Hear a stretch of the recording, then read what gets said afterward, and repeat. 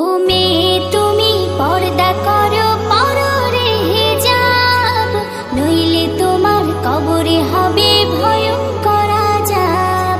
ও মেয়ে তুমি পর্দা করো পররে হিজাব, নইলে তোমার কবরে হবে ভয়ঙ্কর আযাব।